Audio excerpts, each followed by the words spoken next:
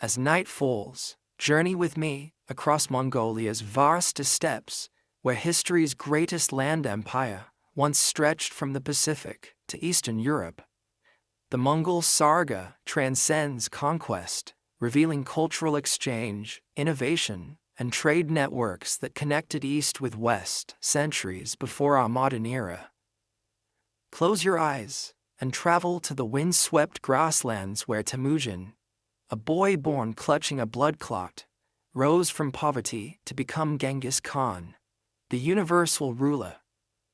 Breathe deeply as we witness the birth of an empire that would forever alter human history, and the harsh wilderness of the Mongolian plateau. Around the year 1162, a child was born to Yesugei, a minor chieftain of the Borjigin clan, and his wife, Hoelin. They named him Temüjin after a Tatar chieftain his father had captured. The Mongolia of Temüjin's birth was no unified nation, but a patchwork of nomadic tribes: Tatars, Merkits, Naimans, Karites, and dozens more, locked in constant cycles of raiding, alliance, and betrayal. Life on the steppes was brutally difficult. Winters brought temperatures plunging to 40 degrees below zero, while summer droughts could decimate the herds upon which survival depended. In this unforgiving landscape, only the strongest and most adaptable survived. From his earliest days, Temüjin learned the skills of the nomadic warrior, riding at full gallop before he could walk, shooting a bow from horseback with deadly accuracy, and enduring days without food or shelter. But even by the harsh standards of steppe life, the boy's childhood would prove exceptionally difficult. When he was just 9 years old, his father took him to the family of his betrothed, Berta, to arrange their marriage, and left him there to be raised by his future in-laws, as was Mongolian custom. On his journey home, the chieftain accepted food from Tatars, who recognized him as an enemy and poisoned him. As he lay dying, he sent a trusted companion to bring his son back to the family. Upon his father's death, the members of the clan abandoned Temüjin's family, refusing to be led by a child. The deepest water dries up, the brightest stone crumbles, they told his mother, taking even the ancestral herds that were the family's only source of sustenance. Left without protection or resources, the widow and her children were forced to survive on roots, berries, and small game, living as outcasts on the margins of tribal society. When the master dies, the servants scatter like drifting smoke. When the mother tree falls, the saplings cannot stand alone, goes an old Mongolian proverb, and so it seemed for this abandoned family. This period of devastating poverty forged Temüjin's character. With his mother and siblings, he learned to hunt marmots and fish, to make clothes from the skins of field mice sewn together, and to find strength in family loyalty when all external support had vanished. His resilient mother taught her children that their only hope of survival lay in perfect unity. Together, you can withstand any enemy, but a single arrow is easily broken. Yet tragedy continued to stalk the young boy. When he was around 12 years old, he killed his half-brother Bekta in a dispute over hunting spoils, establishing his dominance within the family, but living with the grave consequences of fraternal bloodshed, one of the most serious crimes in Mongol society. Shortly after this incident, disaster struck again. The Temüjin clan, once followers of his father, captured Temüjin and kept him in a wooden collar designed for slaves. For days, he was displayed from yurt to yurt as an object of curiosity and derision. But one night, seeing his guards distracted during a celebration, the captive smashed his wooden collar against a rock and fled into the night. A Temüjin pursuer spotted him hiding in the shallows of a river, but inexplicably chose not to reveal his location. This mysterious act of mercy would long be remembered by Temüjin, who later rewarded the man named Sorkin Shira when he rose to power. Even in these darkest moments, the future ruler was learning which acts of kindness and cruelty would shape his own leadership. After escaping from captivity, he reunited with his family and soon sought out his betrothed. Their marriage created an alliance with her tribe, the conquests, giving him his first political connection and the beginnings of a power base. As a wedding gift, he received a magnificent black sable coat, a treasure he would soon put to strategic use. Understanding that in the steppes, a man without allies was a man awaiting death, Temüjin journeyed to find Togrul, the Khan of the Karaites and a blood brother to his late father. Presenting the valuable sable coat as a gift, the young leader secured Togrul's promise of support, famously declaring, "I will be your right hand, and together we will unite the felt tent-dwelling people."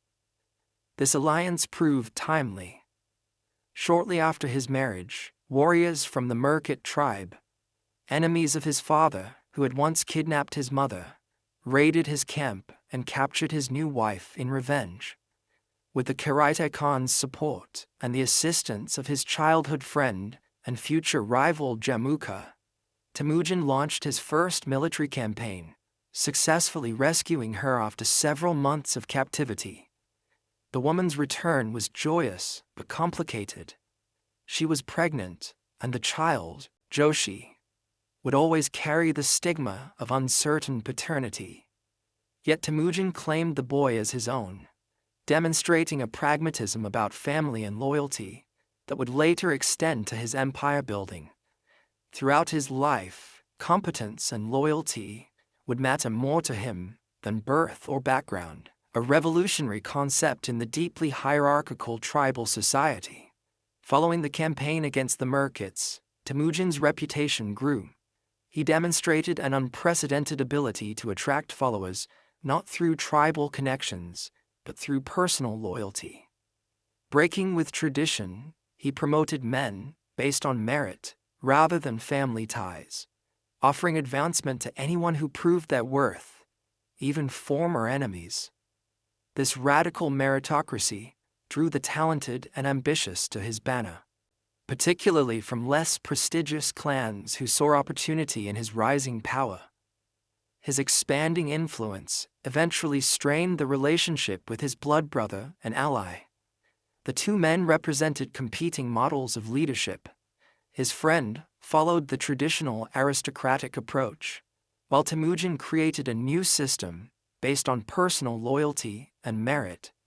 When their paths diverged around 1182, their followers chose sides, beginning a protracted struggle for supremacy. This conflict would last nearly 2 decades, punctuated by battles, betrayals, and shifting alliances that gradually consolidated Mongol tribes under Temüjin's banner. In 1186, his rival's supporters proclaimed their leader, Genghis Khan, an act that clarified the stakes.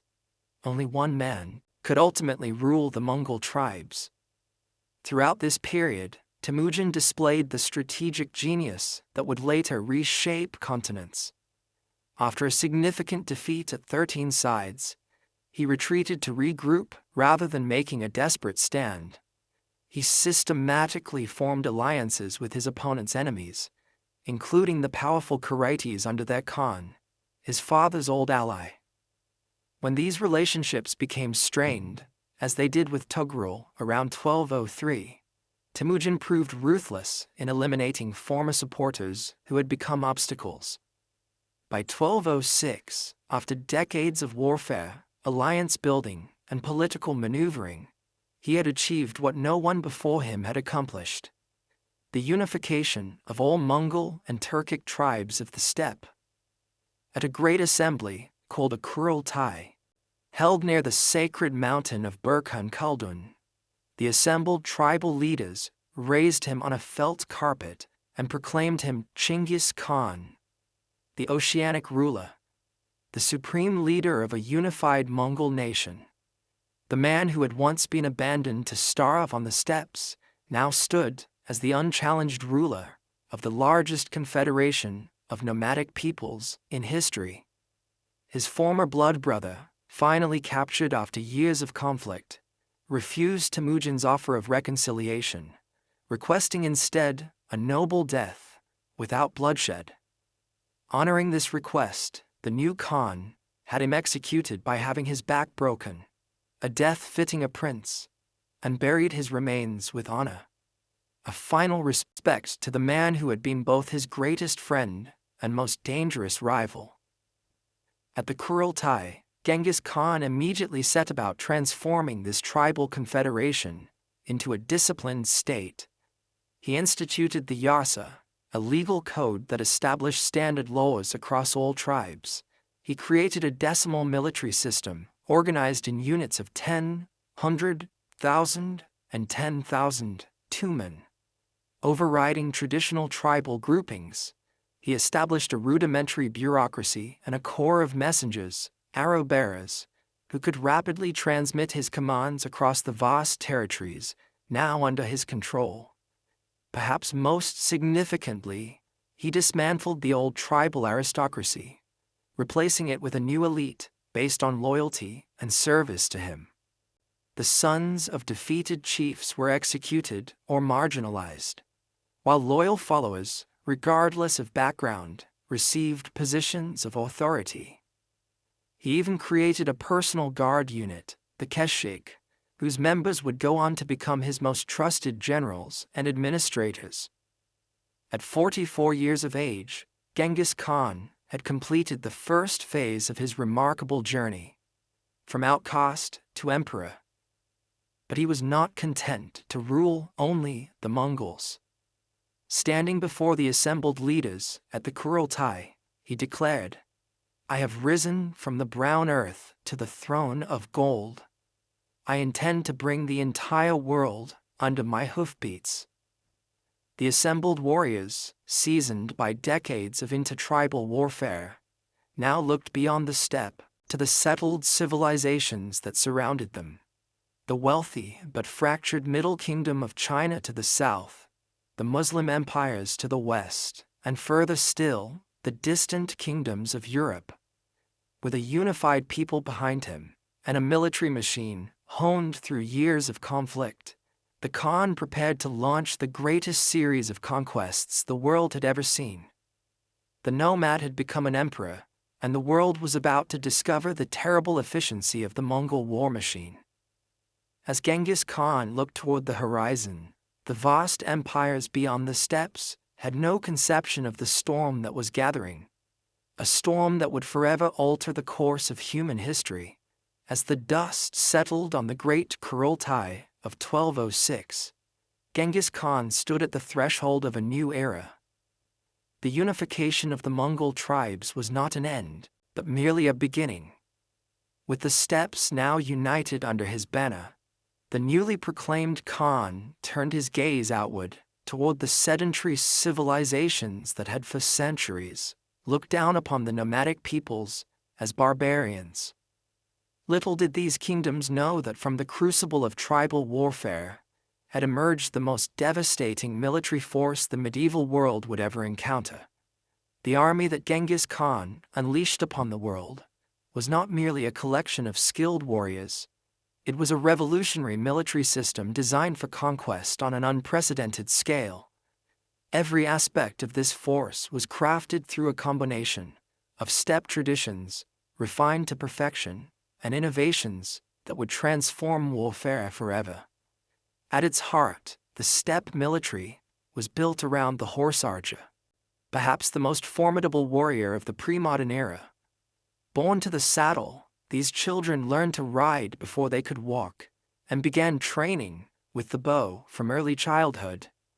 By adulthood, a warrior could hit a target while galloping at full speed, release multiple arrows in rapid succession, and maneuver with a precision that infantry-focused armies could scarcely comprehend.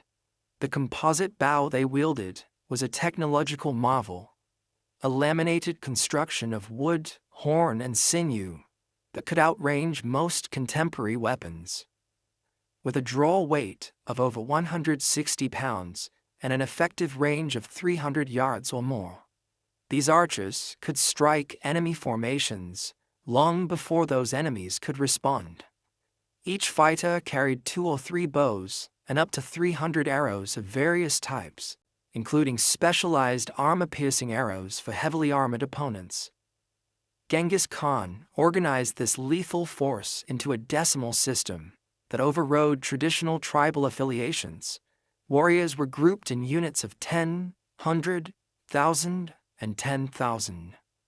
This organization facilitated precise control and communication across vast distances and complex battlefields. Perhaps most crucially, it created a meritocracy where leadership was based on skill and loyalty rather than birth, a revolutionary concept that allowed the most talented fighters to rise through the ranks, regardless of their origins. Discipline was absolute. The penalty for desertion, failing to retrieve a fallen comrade, or not sharing plunder correctly, was death. Yet this harsh discipline was balanced by generous rewards.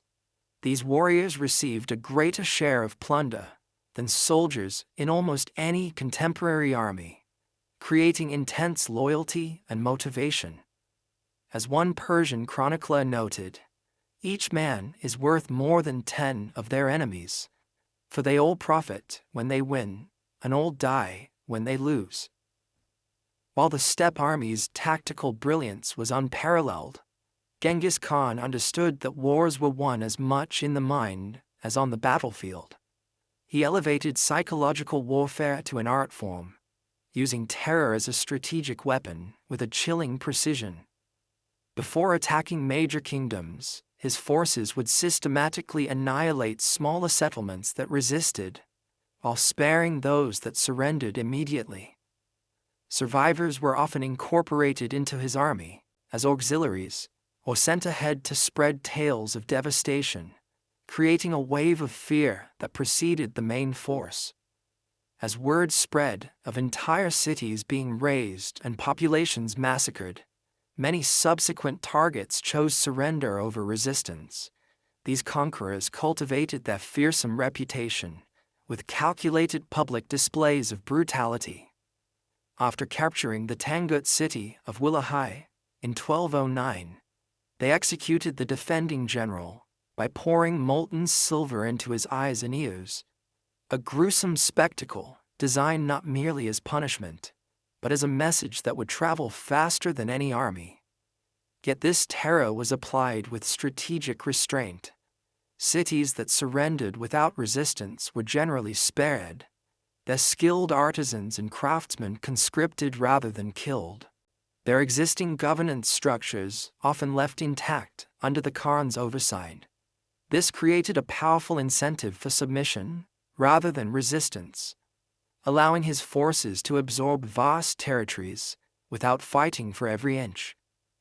As one advisor reportedly told Genghis Khan, "The greatest joy a man can know is to conquer his enemies and drive them before him, to ride their horses and take away their possessions, to see the faces of those who were dear to them bedewed with tears, and to clasp their wives and daughters in his arms." What truly distinguished the steppe military from its contemporaries was its unmatched operational mobility and flexibility. While other medieval armies typically moved at 10 to 12 miles per day, these horsemen could cover 60 to 100 miles when necessary. Each warrior maintained a string of 3 to 5 horses, switching mounts regularly to prevent exhaustion. Without the need for slow-moving supply trains, the Khan's armies could appear seemingly out of nowhere, striking before defenders could prepare. Rather than relying on static formations, these nomadic warriors mastered the art of fluid battlefield tactics. Their signature maneuver was the feigned retreat, drawing enemy forces into a disorganized pursuit before turning to envelope and destroy them. At the Battle of the Kalka River in 1223, Russian forces pursued what they thought was a beaten detachment for 9 days. becoming strung out and vulnerable before the steppe fighters turned and annihilated them completely. Genghis Khan's generals were masters of the envelopment, using carefully coordinated movements to surround enemy forces from multiple directions. At the Battle of Yahuling in 1211 against the Jin dynasty, his forces split into 3 divisions, attacked from unexpected directions, and trapped the numerically superior Jin army in a devastating encirclement. Unlike many contemporary powers, these nomadic conquerors proved remarkably adaptable to new challenges. When confronting the walled cities of China, obstacles the steppe warriors had little experience with, they quickly absorbed Chinese siege expertise. They recruited engineers from conquered territories, learned to construct and operate catapults, trebuchets, and other siege engines, and developed innovative tactics like diverting rivers to undermine city walls. This adaptability extended to naval warfare as well. Despite coming from a landlocked steppe environment, the forces under Genghis Khan's successors would eventually build fleets to attack Japan and Java, though with less success than their land campaigns. The first settled civilization to face the full might of Genghis Khan's unified army was the Western Xia, a sophisticated Buddhist kingdom controlling valuable trade routes between China and Central Asia. In 1205, just before the Kurultai that proclaimed him Genghis Khan, Temüjin began raiding Tangut territory, testing their defenses and response. The full invasion began in 1207, and it revealed the pattern that would characterize many future campaigns. Initial resistance was met with overwhelming force. When the Tanguts rejected the Khan's demands for submission and tribute, his forces systematically reduced their fortified cities, diverting rivers to flood defenses and employing Chinese siege engines against major fortifications. By 1210, the Western Jyar ruler submitted, accepting vassal status and providing troops for future campaigns. With this first conquest secured, Genghis Khan immediately turned his attention to a far greater prize: the Jin dynasty, which ruled northern China. The Jin campaign began in 1211 with a 3-pronged invasion that caught the Jin defenses unprepared. Despite commanding a vastly larger population and resources, including a standing army of over 1 million soldiers, the Jin proved unable to counter the mobility and tactical brilliance of the steppe warriors. At the Battle of Yahuling, a Jin army of over 500,000 faced approximately 100,000 of Genghis Khan's warriors. Through a series of feigned retreats and flanking maneuvers, the nomadic forces split the Jin armies and destroyed them piecemeal, killing an estimated 60,000 Jin soldiers while suffering minimal losses. Following this devastating victory, the Khan's troops systematically reduced Jin cities over the next several years. The Jin capital of Zhongdu fell in 1215 after a brutal siege. When the starving residents finally surrendered, the conquerors executed all officials and military officers before thoroughly looting the city. Refugees reported that the streets were slippery with fat from the massive slaughter that followed. While the final conquest of the Jin would wait until after Genghis Khan's death, the empire had been fatally weakened by his campaigns. One of the most remarkable aspects of Genghis Khan's generalship was his ability to coordinate military operations across multiple distant fronts simultaneously. Even while prosecuting the Jin campaign, he dispatched forces westward to subdue the Karakhitai Empire that controlled much of Central Asia. Led by his brilliant general, Jebe, the Arrow, the Khan's forces invaded Karakhitai territory in 1216. Rather than relying solely on military force, Jebe exploited internal divisions, forming alliances with discontented vassal rulers and religious minorities oppressed under Karakhitai rule.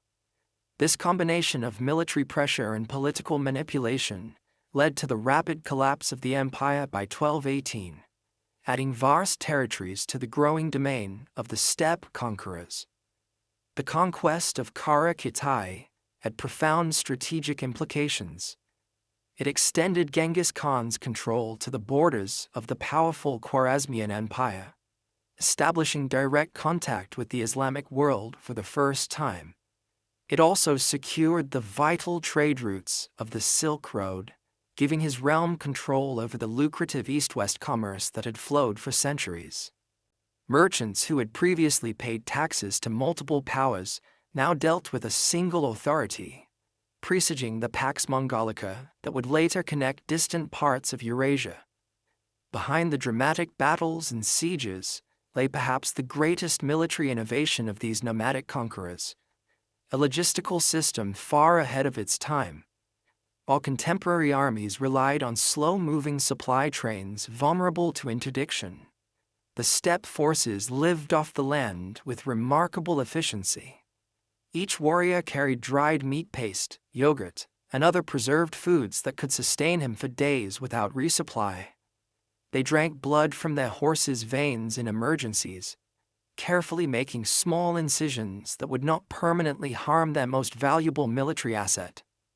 Their felt tents provided shelter in any weather conditions, and their ability to travel with minimal equipment allowed for operational speeds that confounded enemies. Intelligence gathering formed another crucial component of the Khan's military success. Before major campaigns, Genghis Khan would dispatch merchants, spies, and diplomatic missions to collect detailed information about potential targets. These reconnaissance efforts mapped terrain, identified key fortifications, assessed political divisions that could be exploited, and even cataloged the personalities of enemy leaders to predict their reactions. During campaigns, his forces maintained a sophisticated communication system, using horses, signal fires, and arrow messengers that could transmit commands over vast distances at unprecedented speeds. This allowed Genghis Khan to coordinate multiple army groups separated by hundreds of miles, converging them with timing that repeatedly caught enemies by surprise. The military brilliance of these conquests came at a staggering human cost. Contemporary chroniclers claimed that the campaigns in northern China reduced the population by tens of millions, while modern historians consider these figures exaggerated. Archaeological evidence confirms widespread abandonment of previously populated areas and significant demographic decline. Beyond direct casualties from combat, these invasions triggered famine and disease as agricultural systems collapsed. In parts of northern China, farmlands reverted to pasture or forest as peasant populations were killed or fled. Similar patterns would later emerge in Central Asia and the Middle East, where sophisticated irrigation systems built over centuries fell into disrepair following the conquests. Yet there was a cold, strategic logic to this devastation. For Genghis Khan, depopulated regions became grazing lands for his horses, converting agricultural land back to pasture that sustained the nomadic lifestyle and military power of his people. As one scholar observed, in a very real sense, they were not conquering land, but harvesting it. By 1219, just 13 years after unifying the tribes, Genghis Khan ruled an empire stretching from the Pacific Ocean to the borders of the Islamic world. The Western Shia had been subjugated, the Jin dynasty was crumbling, and the Kara-Kitai had been absorbed into his growing realm. Yet the greatest challenges and the most devastating campaigns still lay ahead. As the great Khan gathered his forces on the border of the Khwarezmian Empire, he sent a message to Shah Muhammad that revealed both his confidence and his worldview. "I am the master of the lands of the rising sun, while you rule those of the setting sun. Let us conclude a firm treaty of friendship and peace." The Shah's response would trigger one of history's most devastating military campaigns, as the steppe war machine prepared to descend upon the Islamic world with unprecedented fury.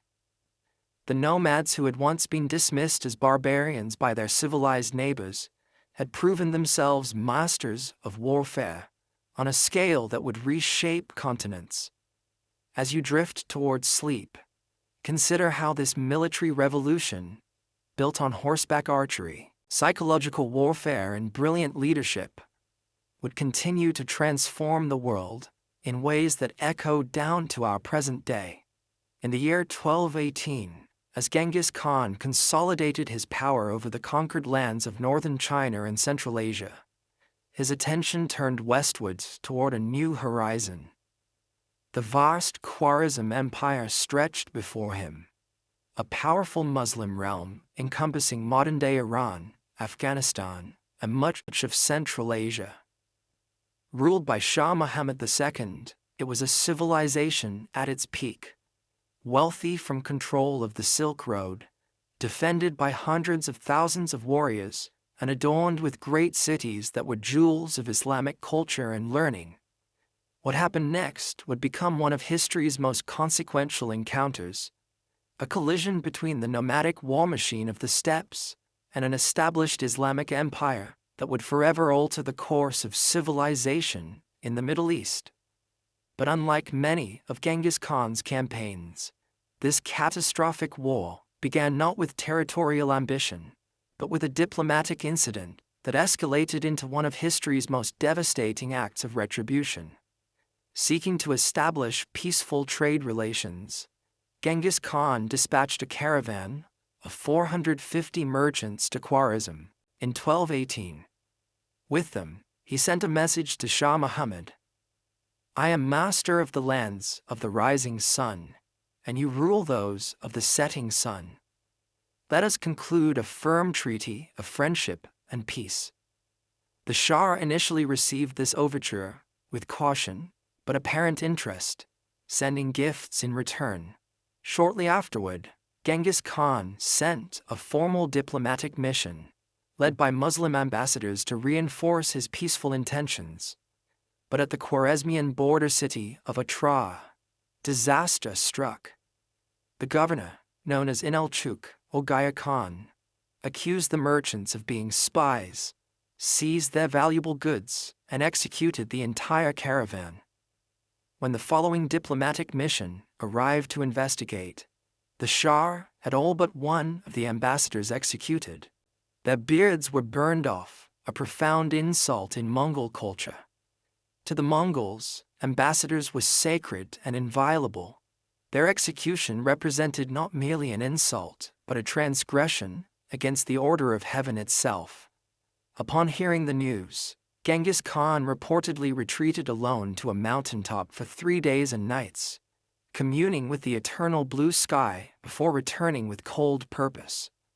According to Persian chroniclers, he declared, "The sovereignty of the urban people of these territories I will give to the youngest of my sons, but first I must reduce them to such a state that the foals of my horses might frolic in their palaces." The Mongol response would be measured not in anger, but in meticulous preparation. Throughout 1219, Genghis Khan assembled what might have been the largest nomadic army ever created, possibly 200,000 warriors drawn from all corners of his growing empire. The great Khan took personal command, bringing along his sons Jochi, Chagatai, Ogedei, and Tului to learn the arts of war and conquest. Against this force, Shah Muhammad could field a much larger army, perhaps 400,000 strong, but rather than concentrating his superior numbers for decisive battles, the Shah made a fatal strategic error. Fearing the Mongols' reputation for mobile warfare, he dispersed his forces in garrison cities across his vast empire, allowing the invaders to defeat his army in detail. The invasion began in early 1220, with the Mongol forces dividing into multiple columns to overwhelm the Shah's defenses. The city of Atra, where the initial offense had occurred, fell, after a 5-month siege. True to his reputation for precise vengeance, Genghis Khan reserved special punishment for Inalchuk, the governor responsible for the merchant massacre. The man was executed by having molten silver poured into his eyes and ears, a death that symbolized his greed. But the fall of Otrā was merely the beginning. The great cities of Transoxiana, Bukhara, Samarkand, Urgench, lay in the invaders' path, each a center of Islamic learning and culture, each defended by formidable walls and numerous soldiers. The fate of these cities would reveal the full, terrible efficiency of Mongol warfare. Bukhara, one of the most important cultural centers in the Islamic world, was the first great city to face the Mongol onslaught. Its outer defenses fell quickly. In March 1220, the garrison attempted a breakout but was hunted down and slaughtered by Mongol light cavalry. When the city surrendered, Genghis Khan rode his horse into the main mosque, declared himself the flail of God, and ordered the city's notables to bring forth their hidden treasures. After thoroughly looting Bukhara, the Mongols employed a tactic they would repeat throughout the campaign. They used the city's population as human shields for the assault on their next target, Samarkand. Watching their neighbors driven before the Mongol army, forced to fill the moats with their bodies or charge the walls ahead of Mongol troops, had a profound psychological impact on each subsequent city. Samarkand, with its massive walls and garrison of 100,000 soldiers, was thought impregnable. Yet it fell within days. The city's Turkish mercenaries attempted to surrender separately, but Genghis Khan had them executed, reinforcing his message that resistance and betrayal were equally futile.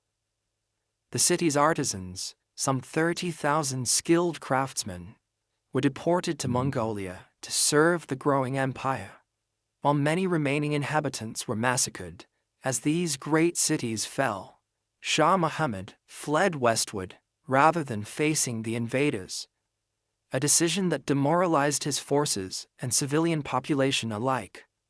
Pursued relentlessly by a special Mongol detachment, led by the generals Jebe and Subutai, the once mighty ruler was eventually cornered on a small island in the Caspian Sea, where he died in isolation and despair in early 1221. The death of the Shah did not slow the Mongol advance. If anything, the campaign grew more methodical and devastating. The city of Urgench, capital of Khwarezm, resisted fiercely, fighting street by street against the invaders. Infuriated by this unexpected challenge, the Mongols diverted the Amudarya River to flood the city. When it finally fell, after a 6-month siege, the vengeance was terrible. Contemporary accounts claim that each Mongol warrior was assigned 24 civilians to execute personally. While such numbers are likely exaggerated, archaeological evidence confirms a massive population decline. The great cultural centers of Eastern Persia suffered similar fates. Merv, Nishapur, and Herat, cities renowned throughout the Islamic world for their libraries, observatories, and universities, were systematically destroyed in 1221. At Merv, the population was ordered to evacuate and then methodically massacred in groups outside the city. Modern historians estimate that hundreds of thousands died. After the city of Nishapur revolted and killed a Mongol general, who was Genghis Khan's son-in-law, the retribution was particularly severe. The city was entirely razed, with separate piles reportedly made of men, women, and children. Even cats and dogs were killed. The level of destruction inflicted upon the Khwarezm Empire was unprecedented, even by the harsh standards of medieval warfare. Historians estimate that the population of Persia may have declined by as much as 75% in the regions directly affected by the Mongol invasion. Sophisticated irrigation systems that had maintained Persian agriculture for centuries were destroyed, turning once fertile farmland into desert. Cities that had been intellectual centers for hundreds of years were abandoned entirely or reduced to small towns. Persian chroniclers captured the psychological impact of this catastrophe in stark terms. One wrote, "They came, they destroyed, they burned, they killed, they plundered, they departed."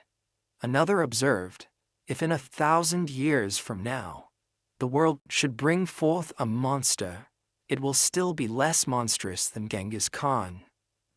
The invasion was so traumatic that Persian historians termed it the disaster and saw it as a divine punishment for the Muslim world's sins.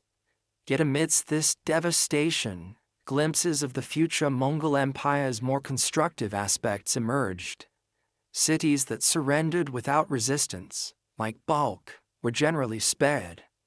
Genghis Khan showed respect to Islamic religious leaders, who approached him peacefully, ordering their religious buildings protected.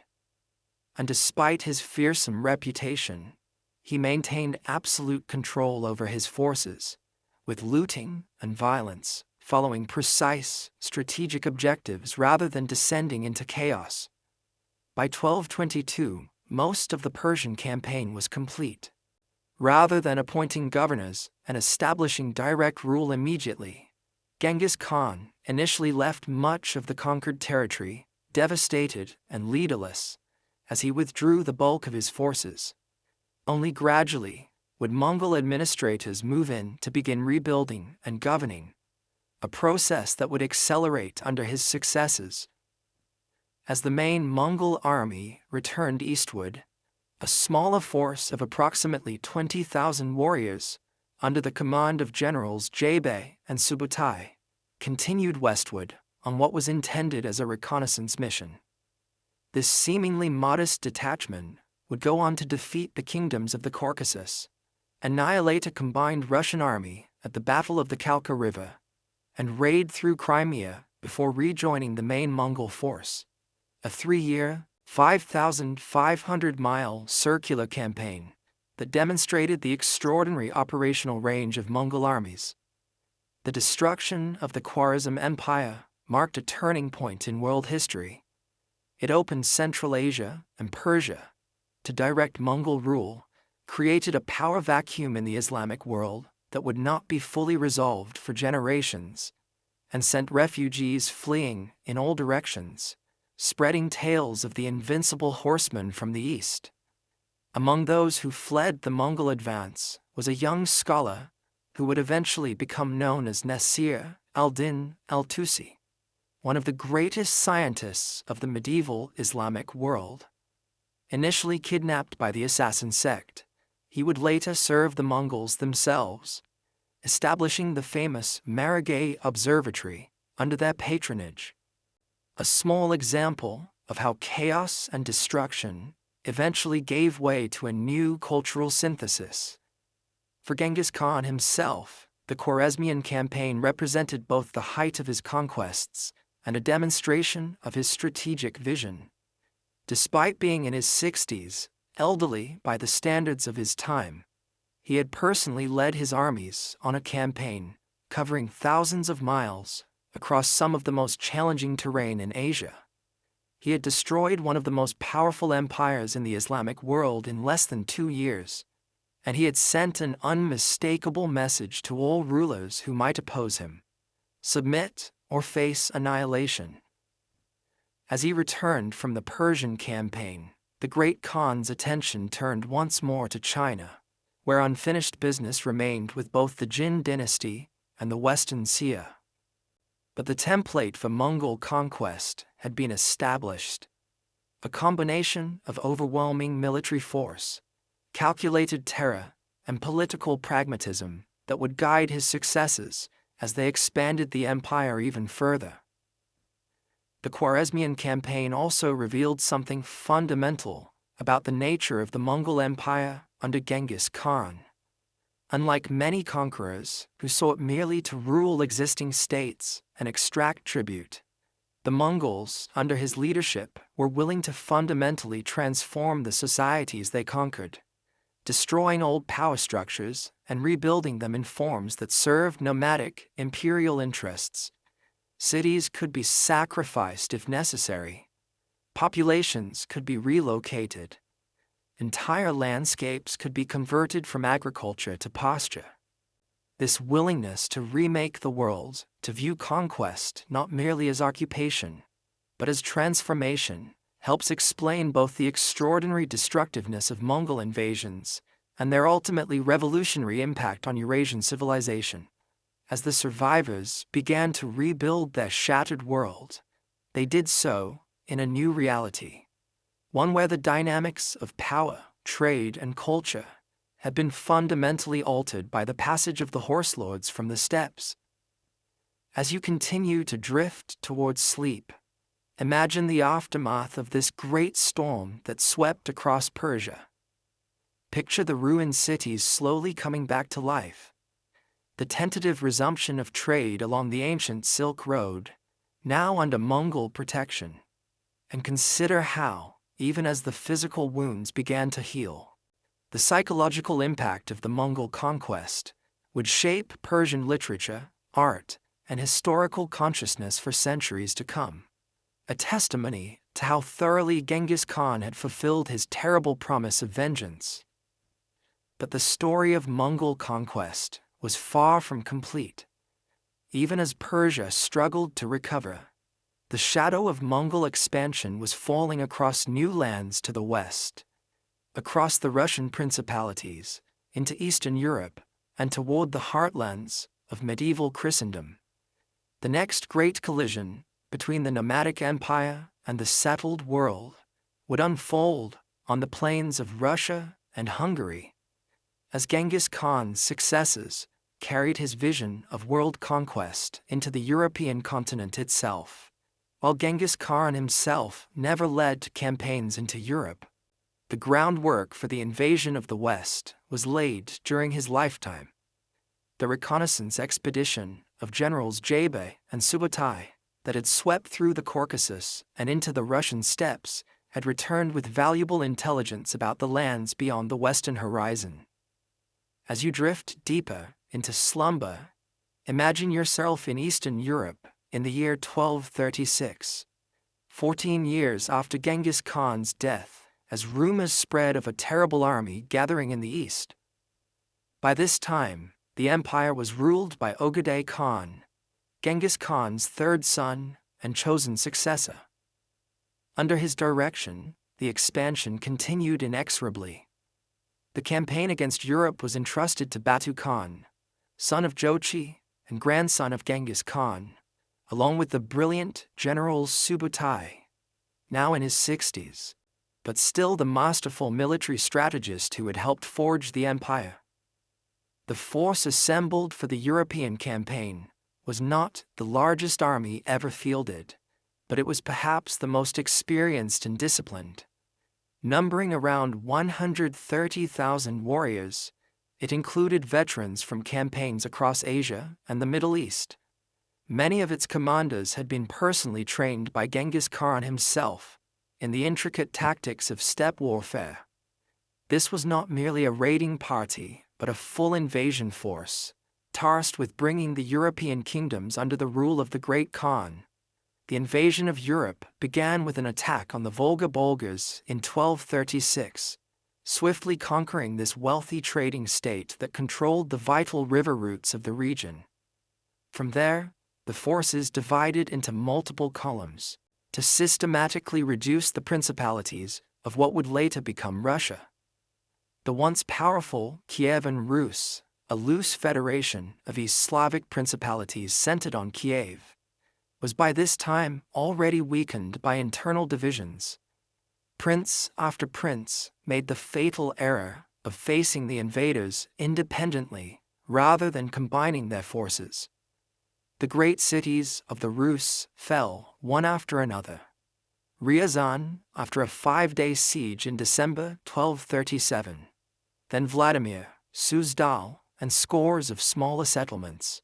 Contemporary chroniclers wrote that no eye remained to weep for the dead, as entire populations were massacred or dispersed into the forests. The city of Novgorod in the north was spared only because the spring thaw turned the ground to mud, making it impossible for cavalry. This general mud would prove one of the few reliable allies against the eastern invasion, as campaigns were typically timed around the seasons to ensure firm ground for horses. Kiev, the jewel of Russian cities, fell in December 1240 after a fierce siege. The attackers employed their full range of siege techniques: catapults, mining operations, and psychological warfare. When the city finally fell, it was so thoroughly destroyed that visitors in subsequent years reported seeing huge mounds of skulls and bones where the magnificent city had once stood. The metropolitan of the Orthodox Church fled rather than submit to the new rulers, a pattern that would repeat across Eastern Europe. With the Rus principalities shattered, the advance continued westward at an alarming pace. By early 1241, the Eastern forces were poised to strike at the heart of Central Europe. Once again, they employed their signature strategy of multiple coordinated advances. One force under Batu Khan moved through Poland, while another, under Subutai, targeted Hungary. The timing was precise. Both armies were to converge on the Hungarian plain, an ideal terrain for steppe cavalry operations.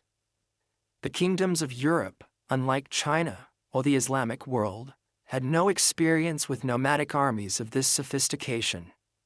European heavy cavalry, the dominant military force of medieval Christendom, was trained to deliver powerful shock charges, but lacked the mobility and adaptability of steppe horse archers. European infantrymen, primarily peasant levies, were even less prepared for the speed and ferocity of the Eastern warriors. On April 9, 1241, a Polish army supported by German Teutonic Knights met the northern force at Legnica. Leading the European forces was Duke Henry II of Silesia, who had assembled a formidable army of Polish, German, and Moravian troops. But like so many commanders before him, Henry was unprepared for the battlefield tactics he was about to face. The Battle of Legnica began with a disciplined Polish charge that initially pushed back the light cavalry, but this was a deliberate, feigned retreat, one of the signature tactics of the steppe warriors. As the Polish knights pursued what they believed to be a retreating enemy, they became strung out and disordered. Behind the Polish lines, the invaders deployed a psychological weapon that had never been seen in Europe: smoke bombs that created thick, disorienting clouds on the battlefield. When the Eastern forces suddenly wheeled and counterattacked, they caught the Polish knights in perfect position for their composite bows. The heavy European armor provided some protection, but the attackers targeted the knights' horses, dismounting these elite warriors and rendering them vulnerable. Once the knights were separated and immobilized, the warriors closed in with lances and sabers for the kill. The defeat was catastrophic. Duke Henry was killed, his head displayed on a spear before the walls of Legnica. So thorough was the destruction of his army that the victors reportedly collected 9 large sacks of ears from fallen European warriors, a macabre counting system used to tally their victories. Just 2 days after the battle at Legnica, the main force under Subutai confronted the Hungarian army of King Bela IV at Mohi, near the Sarjo River. The Hungarian kingdom was one of the most powerful in Europe, and Bela had assembled a massive force of perhaps 80,000 men, the largest European army to face the eastern threat. Subutai, demonstrating the tactical brilliance that had made him Genghis Khan's most trusted general, set an elaborate trap. Under cover of night, he secretly constructed a pontoon bridge across the Sarjo River, while launching a noisy diversionary attack at the main bridge. When Hungarian forces concentrated to defend the obvious crossing point, warriors poured across the improvised bridge and outflanked the European army. The Hungarians had established a defensive wagon fortress, a circular larga where their forces could retreat and regroup. But this defensive position became a death trap when archers surrounded it, raining arrows on the densely packed troops within. When the Hungarians attempted to break out, they discovered that Subutai had deliberately left an apparent gap in the encirclement to the west, but it was merely a killing zone where hidden heavy cavalry waited to annihilate the fleeing troops. The Battle of Mohi was perhaps the most complete victory in Europe. An estimated 70,000 Hungarians died, essentially destroying Hungary's military capacity in a single day. King Bela himself barely escaped with his life, fleeing to a small fortress on the Adriatic Sea as pursuit detachments hunted him relentlessly across his shattered kingdom. In the aftermath of these twin victories, the conquerors systematically occupied Hungary and raided into Austria, Croatia, Bulgaria, and Romania. Contemporary European sources describe their advance with apocalyptic terror. They came swarming like locusts over the face of the earth, bringing terrible devastation to the eastern parts, laying waste with fire and carnage. By the end of 1241, the armies from the east had reached the gates of Vienna and the shores of the Adriatic. Scouts were reportedly seen on the borders of the Holy Roman Empire, near the cities of Wiener Neustadt and Klosterneuburg. Europe seemed poised to fall to the same devastating conquest that had already engulfed much of Asia. And then, in perhaps one of history's most consequential contingencies, the advance suddenly halted. On December 11, 1241, Grand Khan Ogedei died in Mongolia, necessitating the return of princes and generals to the homeland for the Kuriltai that would select his successor. In the spring of 1242, Batu Khan ordered his forces to withdraw from Central Europe, retreating back to the Russian steppes. This withdrawal has been the subject of historical debate for centuries. While the death of Ogedei and the subsequent succession crisis certainly played a major role, some historians suggest that ecological factors may have been equally important.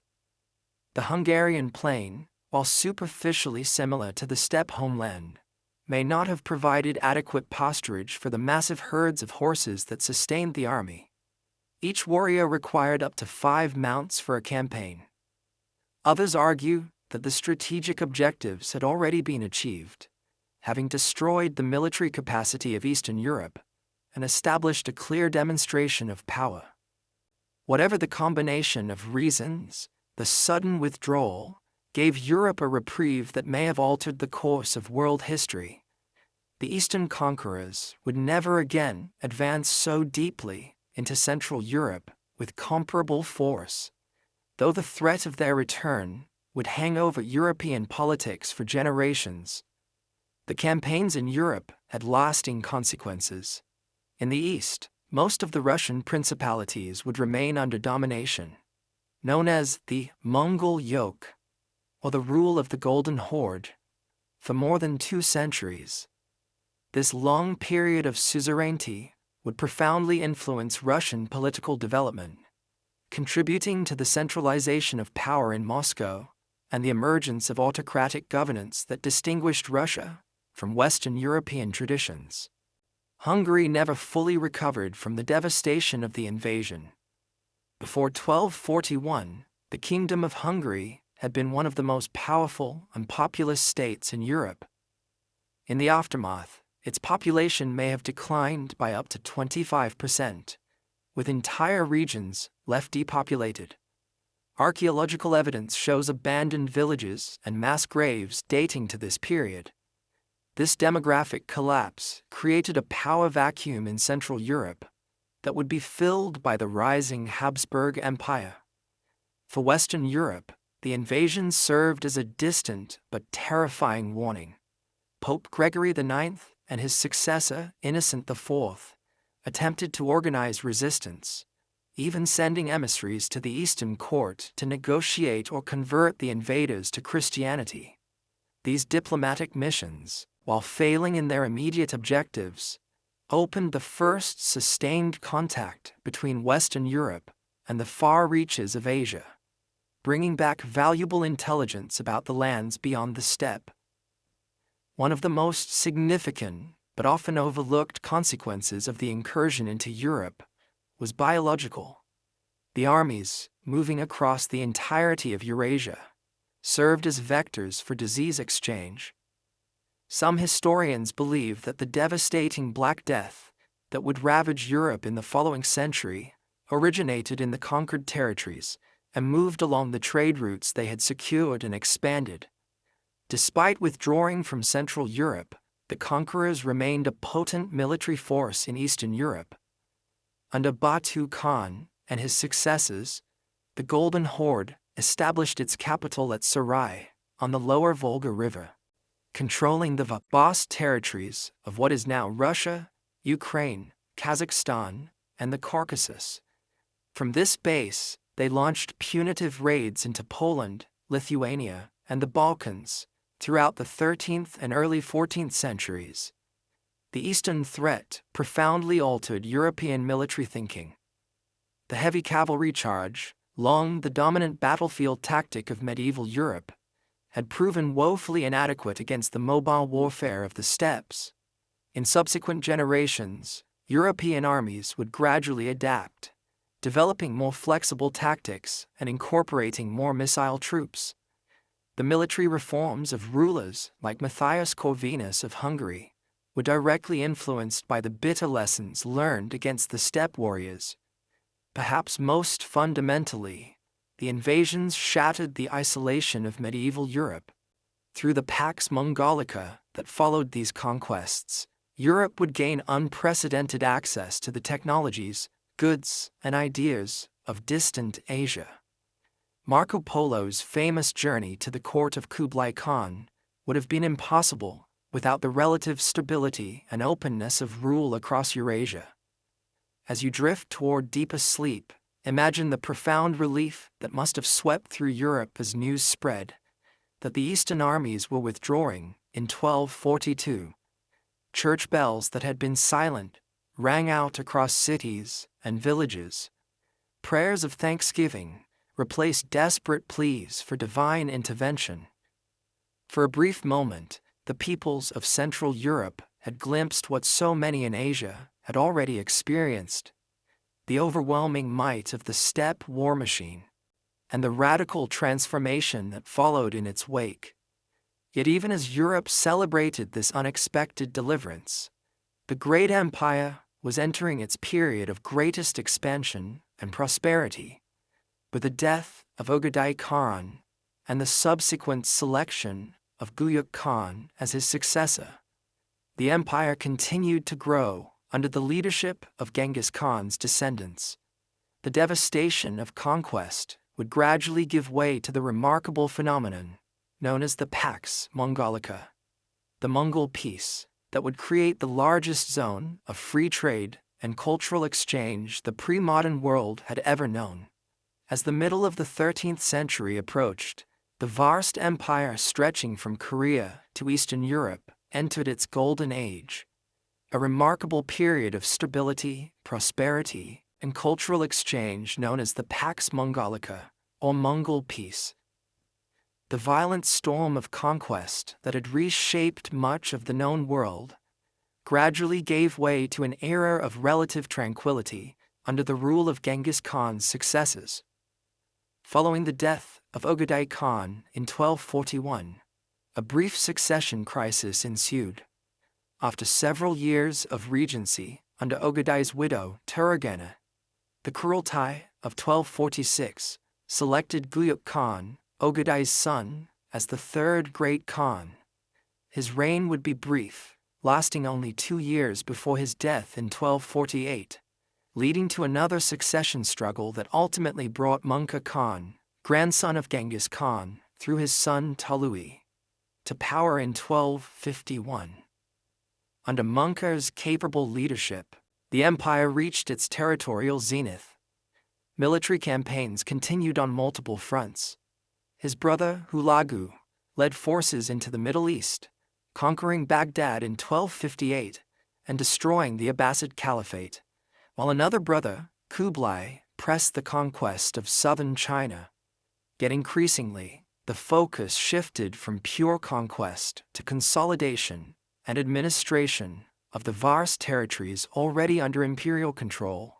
What emerged during this period was the most extensive system of free trade and cultural exchange the pre-modern world had ever seen. For the first time in history, one could travel from the shores of the Yellow Sea to the steppes of Hungary under the protection of a single authority. The famous Silk Road, which had functioned intermittently for centuries, now operated with unprecedented efficiency and security. Caravanserais, way stations for merchants, were established at regular intervals along major trade routes, providing food, shelter, fresh mounts, and protection for travelers. This new commercial network was built upon an innovative infrastructure designed to facilitate movement across vast distances. The imperial authorities established the YAM system, a network of post stations placed approximately a day's ride apart throughout the realm.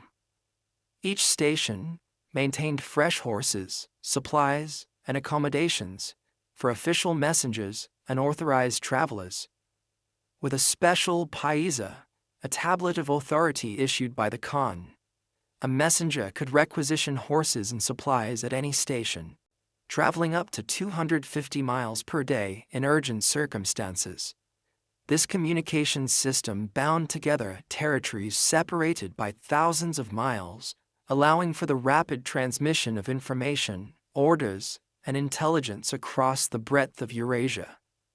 The stability of this system rested upon the ruthless elimination of banditry and local warfare within imperial territories. Merchants who had once faced dangers at every political boundary now traveled under the protection of imperial law.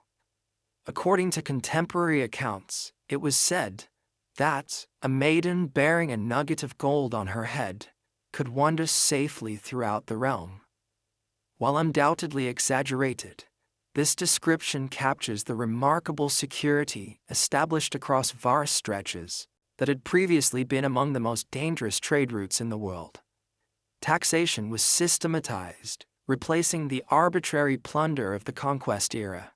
Census officials carefully counted households, livestock, and agricultural output to establish regular tax obligations. While these taxes were often heavy, their predictability allowed commerce and agriculture to recover from the devastation of the initial invasions. In many regions, tax exemptions were granted to religious institutions and to artisans practicing valuable crafts, encouraging the revival of cultural and economic life. Perhaps most remarkably, the empire practiced a level of religious tolerance unprecedented for its time. While the ruling elite initially followed traditional shamanic beliefs, they adopted a pragmatic approach to the diverse faiths of their subjects. Genghis Khan himself had declared, "I do not distinguish the merit of one religion above another. I enforce respect for all religions and favor no one in particular." This policy continued under his successors, who exempted clergy of all faiths, Buddhist monks, Muslim imams, Christian priests, and others, from taxation and conscription. This religious tolerance fostered intellectual exchange across previously impermeable boundaries. In the great cities under imperial rule, Karakoram, Samarkand, Tabriz, Beijing, scholars and clergy from across Eurasia encountered one another, often for the first time. Debate and dialogue between these traditions flourished, particularly at the imperial courts, where khans would often arrange formal discussions between representatives of different faiths. The administrative structure of the empire at its height represented a remarkable fusion of nomadic traditions with bureaucratic systems borrowed from conquered civilizations. At the apex stood the great Khan, whose authority derived from the mandate of Tengri, the eternal blue sky of steppe tradition. Below him, the empire was divided into 4 great Khanates: the Yuan dynasty in China under Kublai Khan, the Chagatai Khanate in Central Asia, the Ilkhanate in Persia, and the Golden Horde in Russia and the western steppes. Each Khanate maintained considerable autonomy while acknowledging the theoretical supremacy of the Great Khan. This flexible arrangement allowed for diverse administrative approaches suited to different regions. In China, the Yuan dynasty adopted much of the pre-existing Confucian bureaucracy, governing through traditional institutions with imperial oversight. In the Islamic world, the Ilkhans initially ruled through military governors, but gradually incorporated local elites and Islamic administrative practices into their governance. The court at Karakorum, the imperial capital established by Ogedei Khan in Mongolia, became a microcosm of this multicultural empire. European visitors like William of Rubruck, a Franciscan friar who visited in 1254, marveled at the diversity they encountered. Rubruck described a city where Nestorian Christians, Buddhists, Muslims, and traditional shamans all practiced their faiths openly, where Chinese architects had designed the grand imperial palace, and where craftsmen from as far away as France created elaborate works for the Khan's pleasure. Within this palace stood perhaps the most famous example of cross-cultural technological exchange: a silver fountain designed by Guillaume Boucher, a Parisian goldsmith captured during campaigns in Hungary. This remarkable device dispensed fermented mare's milk, rice wine, mead, and other beverages from silver spouts shaped like lions, entertaining guests at imperial feasts with its ingenuity. It symbolized the empire's ability to collect talent from across the world and put it to service at the center of power. This period of relative peace enabled unprecedented technological diffusion across Eurasia. Innovations that had previously remained isolated within specific cultural spheres now traveled rapidly along imperial trade routes. Paper money, first developed in China, was adopted throughout the realm. Gunpowder, another Chinese invention, moved westward to revolutionize warfare in the Middle East and Europe. Printing techniques, astronomical instruments, mathematical concepts, and agricultural methods similarly spread across previously insurmountable cultural boundaries. The Grand East-West exchange, fostered by imperial rule, permanently altered the trajectory of human civilization. Crops that would transform regional diets, such as rhubarb, lemons, carrots, and new varieties of wheat, moved along the protected trade networks. Medical knowledge from the Islamic world reached China, while Chinese medical techniques traveled westward. Even fashion was transformed as textiles, designs, and techniques from across Eurasia blended to create new styles. At the economic heart of this system lay an innovation that would transform global commerce: paper currency, backed by the full authority of the empire. First introduced in China, paper money was initially viewed with suspicion by merchants accustomed to metal coinage. Yet the convenience of paper for large transactions, combined with severe punishments for counterfeiting or refusing to accept it, eventually established its use throughout much of the realm. Marco Polo, the famous Venetian traveler, marveled at this system, noting that the Great Khan had mastered the alchemy of turning mulberry bark into money through the power of his seal. The commercial networks established during this era extended far beyond the formal boundaries of imperial control. Trade goods from the empire reached as far as sub-Saharan Africa, Scandinavia, and Southeast Asia, through secondary networks. Venetian and Genoese merchants established trading posts on the Black Sea to access these eastern trade routes, becoming middlemen in a commerce that would eventually transform European economic life. Perhaps no figure better symbolizes the unique opportunities of this era than Marco Polo, whose famous travels began in 1271. Together with his father and uncle, who were experienced merchants, the young Venetian traversed the breadth of Asia to reach the court of Kublai Khan in China. According to his account, he spent 17 years in imperial service, witnessing firsthand the wealth, diversity, and sophistication of the Eastern realms. While modern historians debate the accuracy of many elements in his narrative, the very possibility of such a journey testifies to the remarkable interconnection of the medieval world under imperial protection. For all its achievements, however, the Pax Mongolica contained inherent contradictions that would eventually contribute to its unraveling. The very success of the imperial system in facilitating movement across vast distances created new vulnerabilities. Along with merchants, diplomats, and ideas, disease also traveled the protected trade routes with unprecedented ease. The Black Death, likely originating in Central Asia or China, would spread along these routes in the mid-14th century, eventually killing perhaps a third of Europe's population and causing similar devastation across much of Asia. Another contradiction lay in the tension between nomadic traditions and sedentary governance.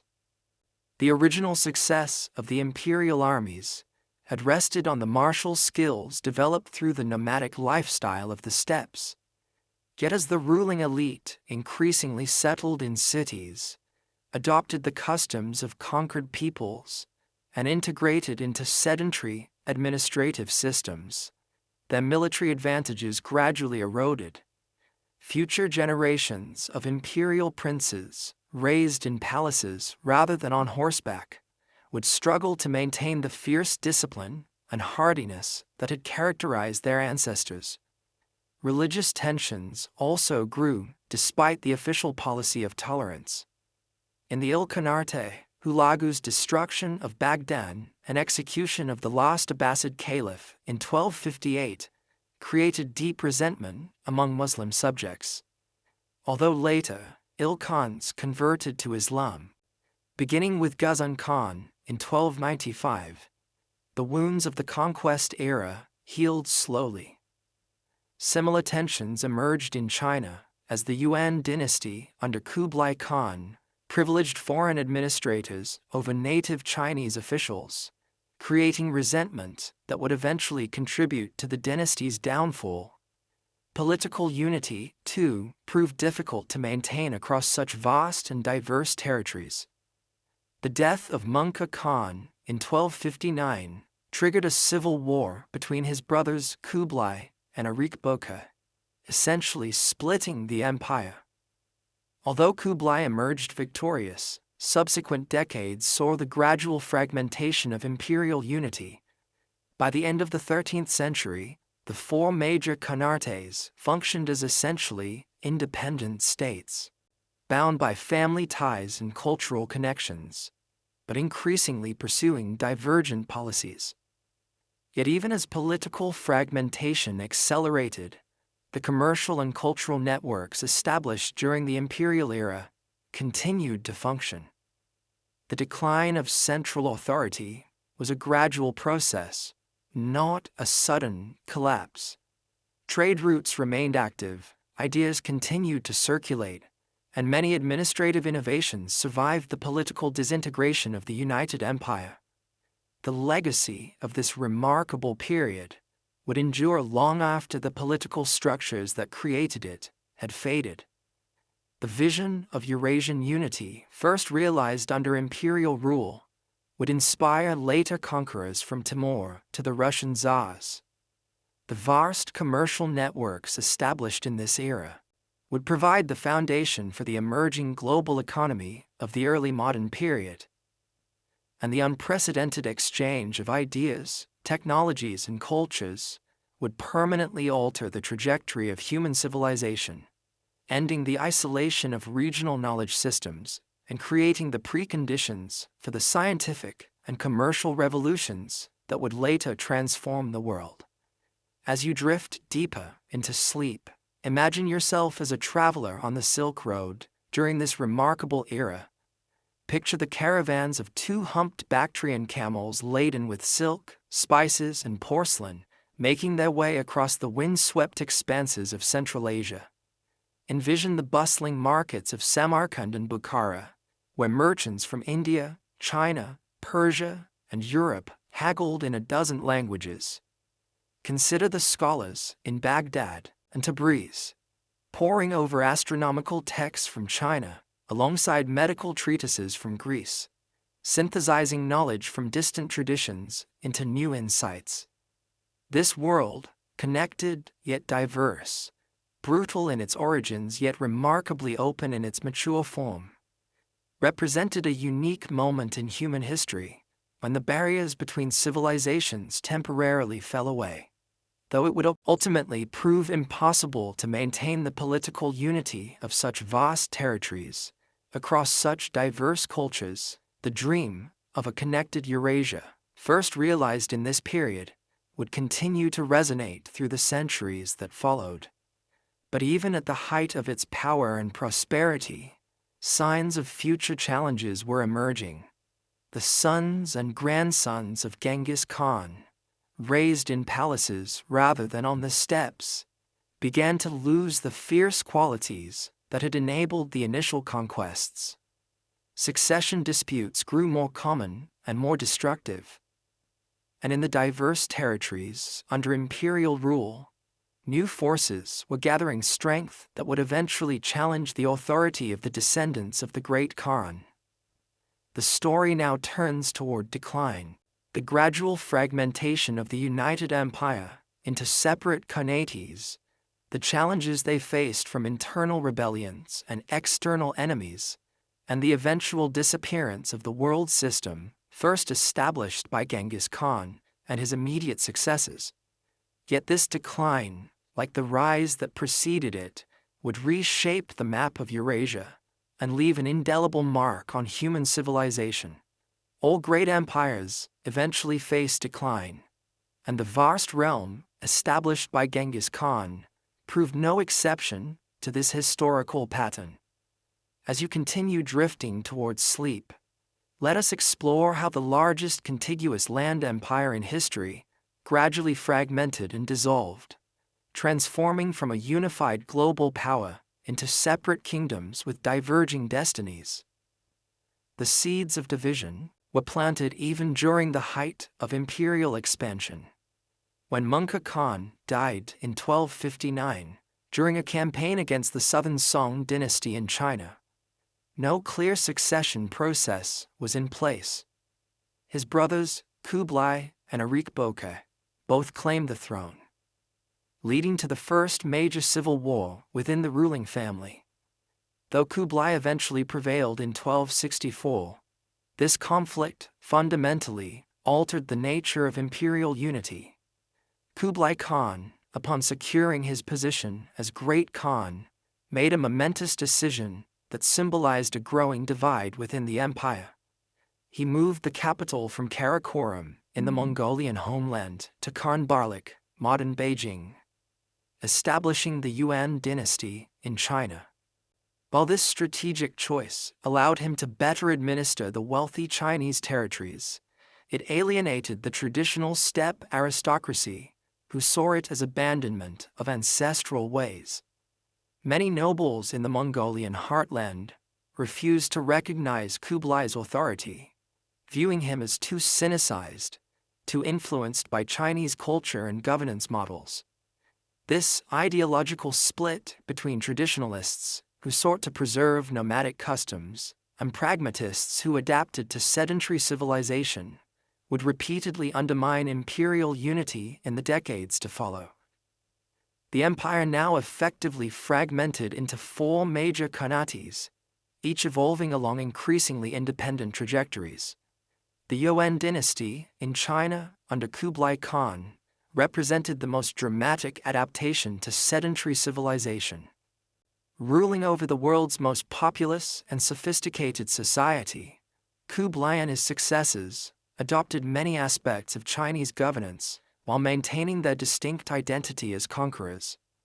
They established a multi-ethnic administration that classified subjects into a hierarchy with themselves at the top, followed by other Central Asian peoples, then Northern Chinese, and finally Southern Chinese.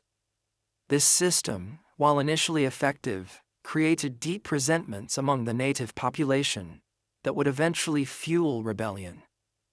Despite these tensions, the Yuan period saw remarkable cultural and technological achievements.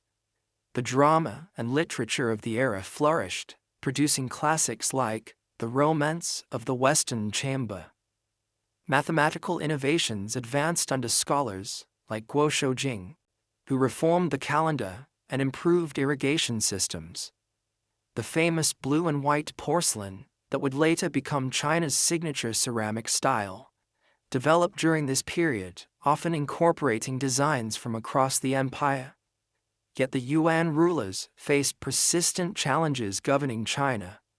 Major flooding along the Yellow River in the 1340s devastated the northern heartland, while paper currency, initially a strength of the administration, suffered catastrophic inflation as successive Khans printed money to cover budget shortfalls.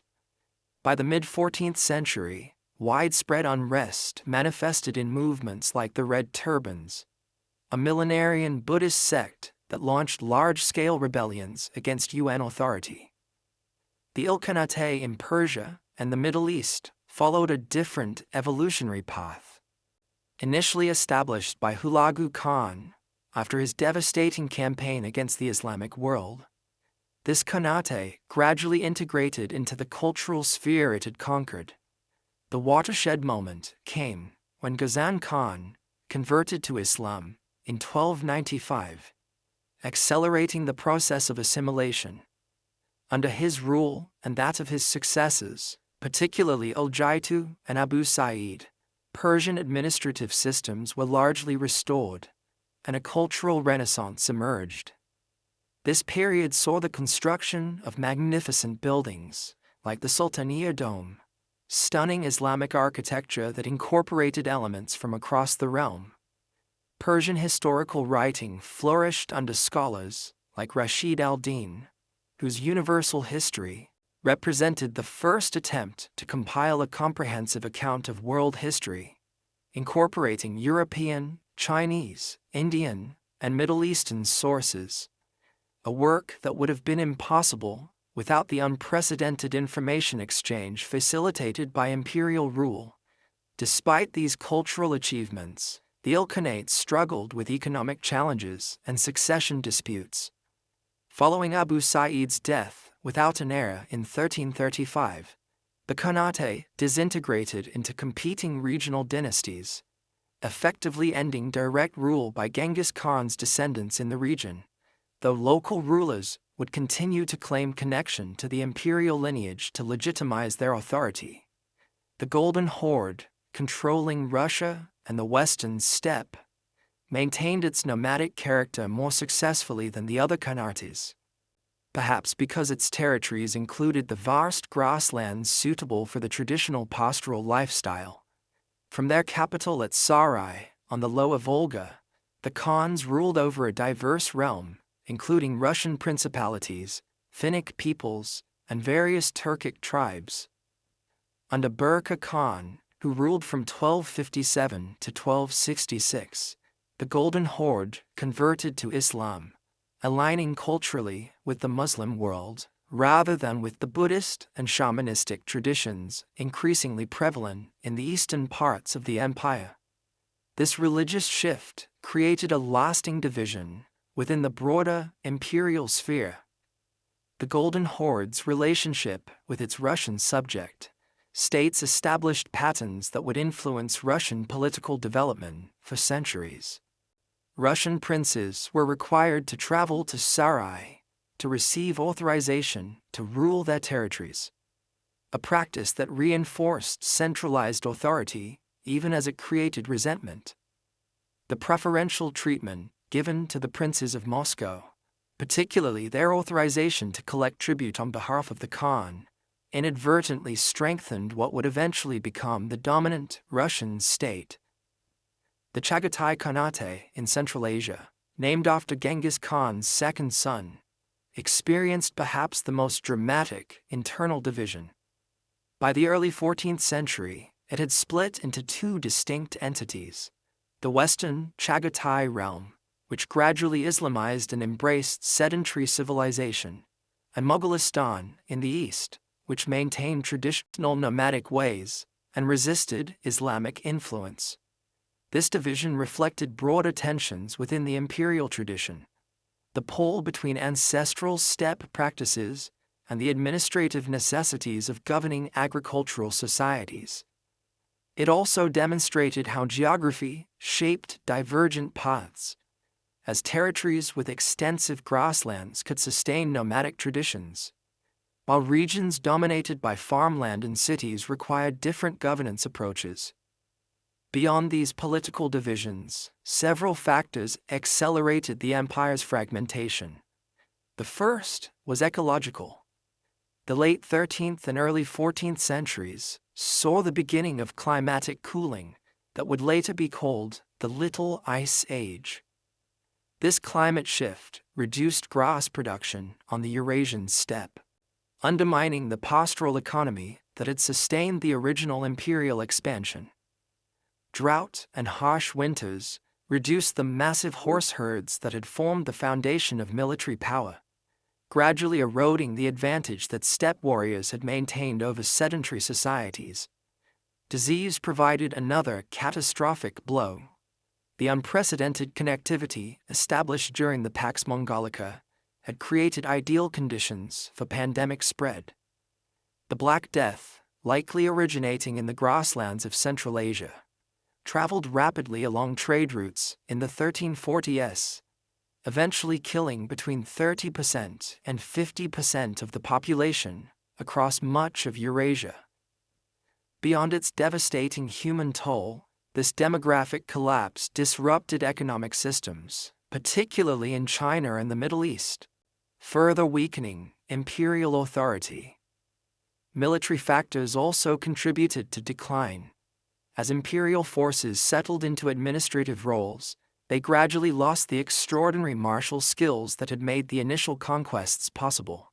Children of the ruling elite, raised in palaces rather than on horseback, never developed the horsemanship, archery, and hardiness that had given their ancestors such decisive advantages on the battlefield.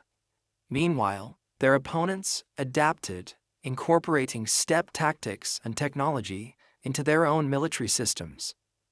This military decline became evident in a series of failed campaigns. The Yuan dynasty launched disastrous naval expeditions against Japan in 1274 and 1281, both ending in catastrophic failure, when typhoons, the famous divine winds or kamikaze, destroyed their fleets. Similar defeats occurred in Southeast Asia, where campaigns against Vietnam and Java encountered fierce resistance in unfamiliar terrain. These failures damaged the aura of invincibility that had facilitated earlier conquests. Perhaps the most significant factor in the empire's fragmentation was the dilution of the ideological foundation established by Genghis Khan.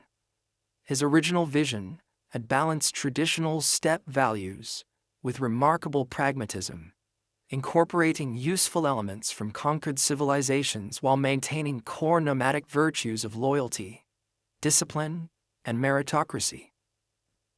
As generations passed, this balanced approach gave way to either excessive conservatism, rejecting all outside influence in favor of rigid adherence to steppe traditions, or excessive assimilation, as rulers adopted the customs, religions, and governance models of the peoples they had conquered. Either extreme undermined the adaptable synthesis that had made the initial expansion so remarkably successful. The Yuan dynasty in China exemplifies the challenges that emerged from these contradictions. Kublai Khan attempted to rule China through a complex administrative system that balanced traditional Chinese bureaucracy with a multi-ethnic elite drawn from across the empire. While innovative, this approach satisfied neither the traditional Mongol nobility, who saw it as abandoning ancestral ways, nor the Chinese elite, who resented their subordinate status within the new hierarchy. By the 1340s, these tensions, combined with natural disasters, currency collapse, and finally the devastation of the Black Death, created conditions for successful rebellion. Zhu Yuanzhang, a peasant of humble origins who had joined a Red Turban uprising, gradually consolidated rebel forces and marched on the Yuan capital. In 1368, the last Yuan emperor fled north to the Mongolian steppe, ending the dynasty's rule over China proper and establishing the native Ming dynasty that would govern China for the next 3 centuries. The retreat from China didn't end the imperial legacy in East Asia. The Yuan rulers established the Northern Yuan dynasty in the Mongolian homeland, maintaining their claims to China for generations and occasionally launching campaigns to recapture their lost territories. Meanwhile, their cousins in the western Khanartes continued to rule significant portions of Central Asia, Russia, and the Middle East, though with increasingly tenuous connections to one another. Perhaps the most remarkable aspect of the imperial decline was its unevenness. While political unity fragmented relatively quickly, the commercial networks, cultural exchanges, and technological diffusion established during the imperial era continued long after central authority had faded. Caravans still moved along the Silk Road. Ideas still circulated across previously impermeable boundaries, and the dream of Eurasian unity remained a powerful inspiration for later conquerors. Even as the direct rule of Genghis Khan's descendants receded, their impact remained visible in linguistic, cultural, and genetic patterns across Eurasia. Turkic languages spread widely, often displacing earlier Indo-European tongues in Central Asia. Cultural practices from cuisine to clothing styles showed clear evidence of cross-fertilization, and genetic studies of modern populations reveal the significant demographic impact of imperial conquest and the population movements it facilitated. The decline of imperial authority took different forms in different regions. In Russia, it manifested as a gradual weakening of Golden Horde control, particularly after the Battle of Kulikovo in 1380, when Moscow's Prince Dmitry defeated a Horde army under Mamai. Though the Horde would temporarily reassert control under Toktamish, this victory marked the beginning of Russian resistance to steppe domination. In the Middle East, the vacuum left by the Ilkhanate disintegration eventually gave rise to new powers. Timur Tamerlane, a Turco-Mongol conqueror, claiming descent from Genghis Khan through marriage, established a vast but short-lived empire in the late 14th century. His campaigns briefly revived the terror that had accompanied the original imperial expansion, particularly in his devastation of Delhi, Damascus, and Baghdad.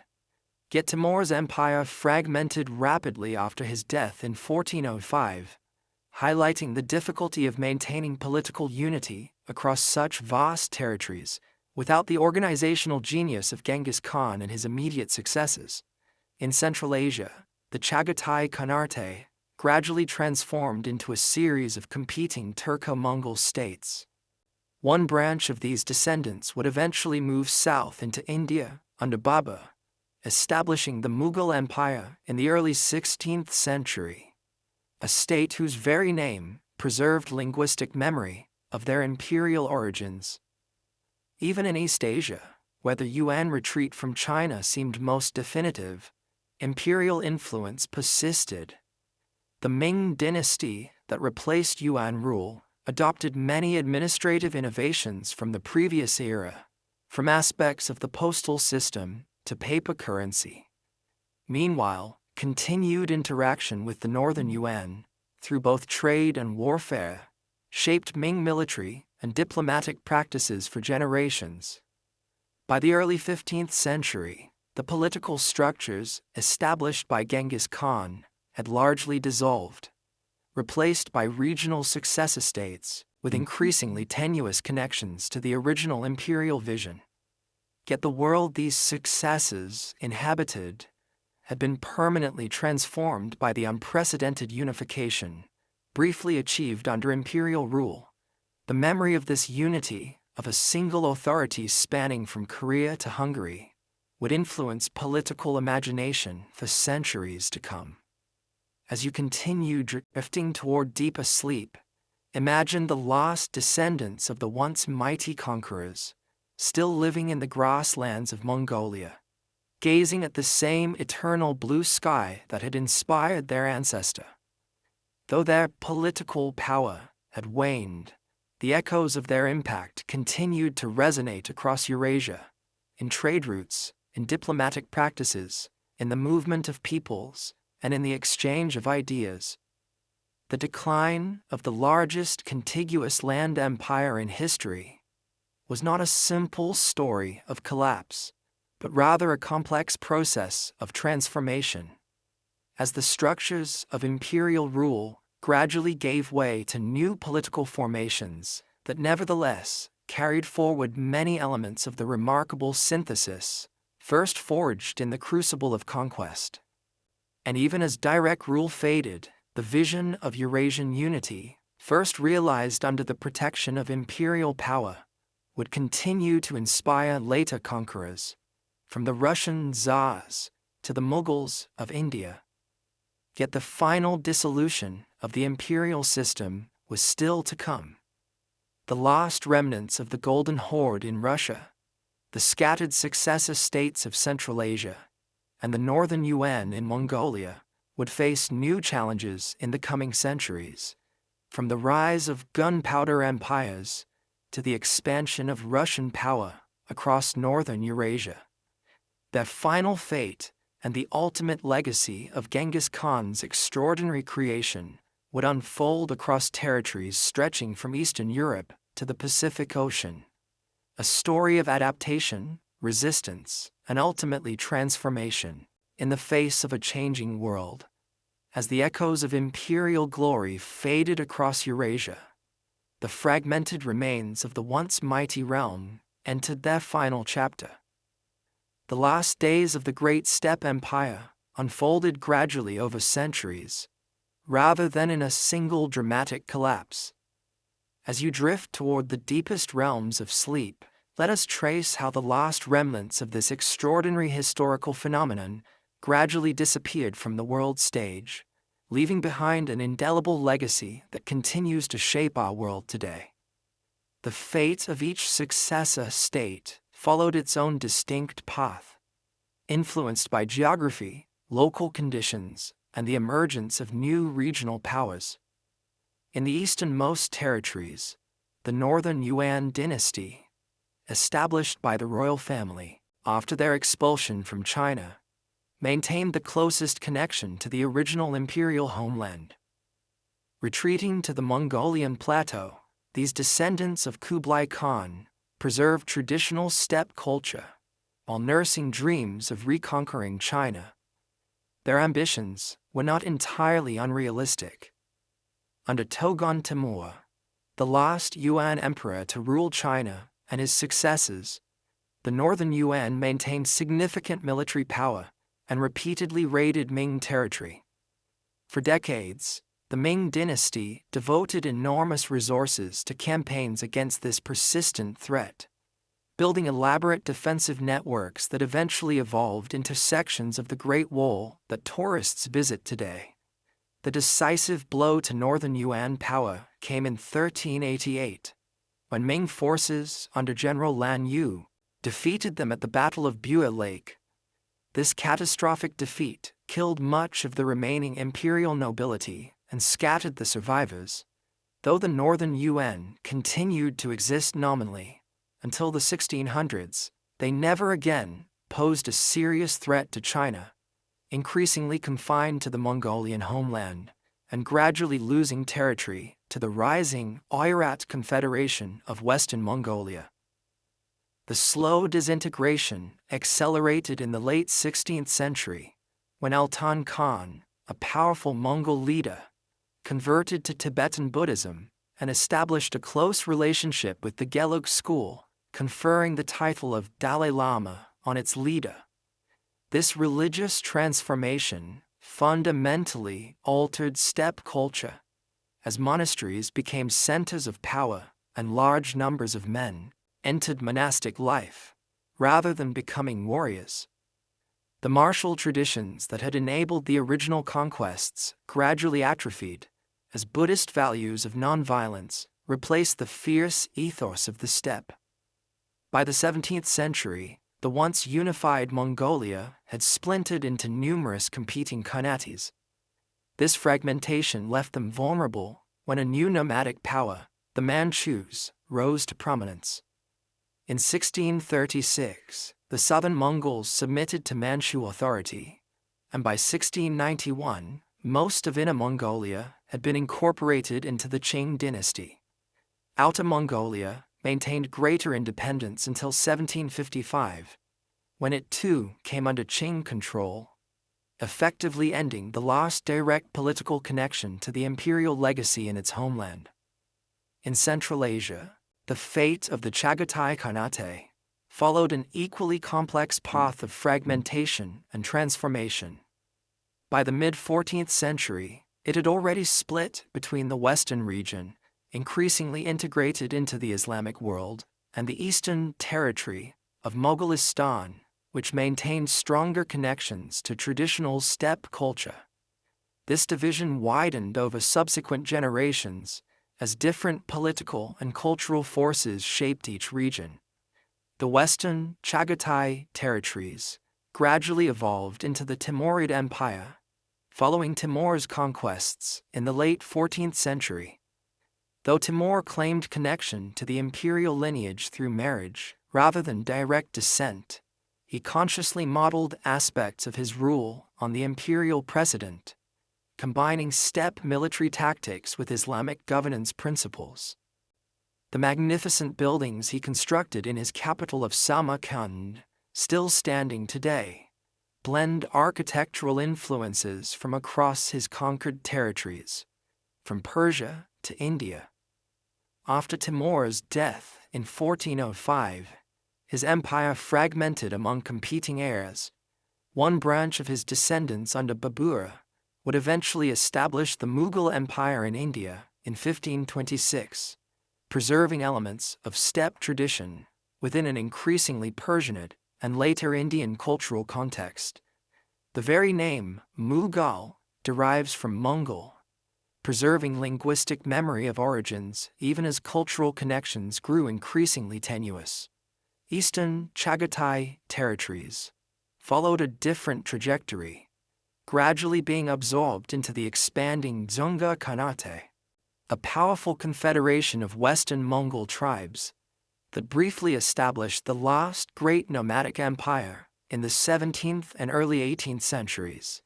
At its height, the Dzungar state controlled vast territories from the Altai Mountains to eastern Kazakhstan, before being completely destroyed by Qing expansion in the 1750s. The Ilkhanate in Persia had already collapsed by the mid-14th century, dissolving into competing regional dynasties. The plague, economic disruption, and succession disputes had fatally undermined central authority. Yet even as political structures fragmented, cultural synthesis continued. The Jalayirid and Timurid dynasties that emerged from this dissolution preserved and developed the remarkable artistic and intellectual traditions established during the imperial period.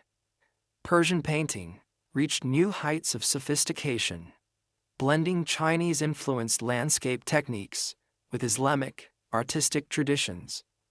Historical writing flourished, preserving crucial records of the imperial era, and Persian administrative systems, themselves partly adapted and reformed during Ilkhanid rule, spread to neighboring regions, influencing governance from Anatolia to India. By the 16th century, the rise of the Safavid dynasty in Persia established a new regional order centered on Shia Islam, largely erasing the political legacy of steppe rule while absorbing many of its cultural and administrative innovations. Further west, the Ottoman Empire, similarly, incorporated elements of steppe military tactics and administrative practices into a state increasingly rooted in Islamic and Byzantine traditions. Perhaps the most dramatic and consequential transformation occurred in the territories of the Golden Horde in Russia and the western steppes. From the late 14th century, this once powerful Khanate underwent a process of fragmentation, splitting into several competing hordes. The Great Horde, controlling the core territories around the Volga, the Crimean Khanate on the Black Sea coast, the Kazakh Khanate in the eastern steppes, the Astrakhan Khanate at the mouth of the Volga, and the Sibir Khanate in western Siberia. This fragmentation coincided with the rising power of the Grand Duchy of Moscow, which had initially grown strong as a privileged tribute collector for the Khans. Under leaders like Ivan III, Moscow began to assert independence, refusing tribute payments and gradually expanding its territory. The symbolic moment of liberation came in 1480, when Grand Prince Ivan III refused to pay homage to Khan Ahmad of the Great Horde, effectively ending Muscovite submission to steppe authority. Over the following centuries, the rising Russian state methodically absorbed the territories of the former Golden Horde. In 1552, Ivan IV, the Terrible, conquered the Khanate of Kazan, and in 1556, the Khanate of Astrakhan. These conquests gave Russia control of the entire Volga River Valley, cutting off the remaining steppe powers from one another. The Sibir Khanate fell to Cossack adventurers in the 1580s, opening Siberia to Russian colonization. The Crimean Khanate maintained independence longer by accepting Ottoman protection, launching devastating raids into Russian territory as late as 1571, when they burned Moscow. Yet even this last powerful successor state eventually succumbed, annexed by Catherine the Great's Russian Empire in 1783.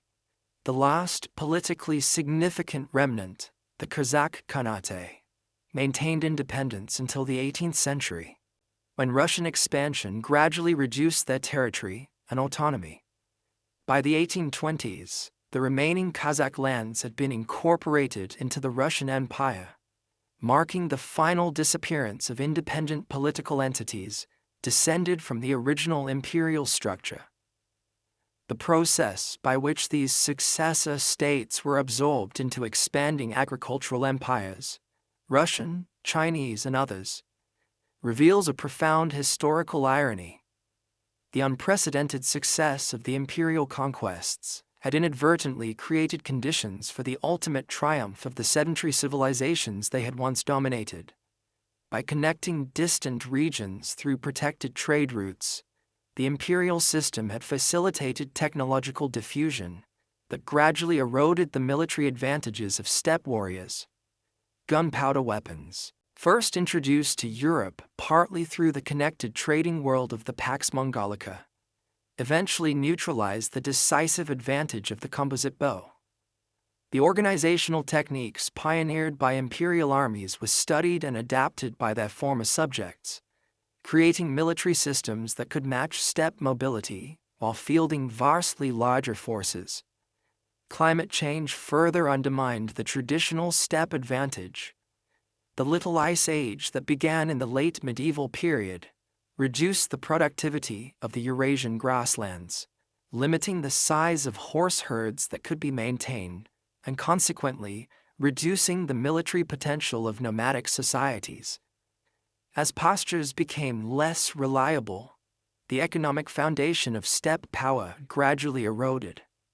Religious and cultural transformations also played a crucial role in this historical denouement.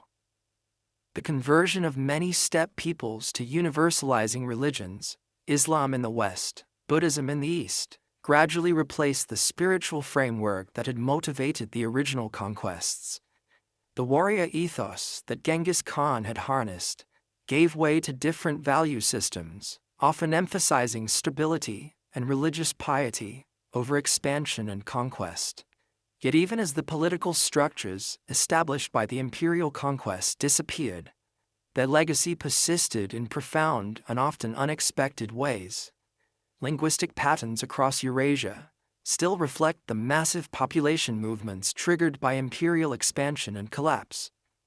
The Turkic languages spoken today from Turkey to Xinjiang largely spread during this period, often displacing earlier Indo-European tongues. Genetic studies of modern populations reveal the biological impact of these historical events.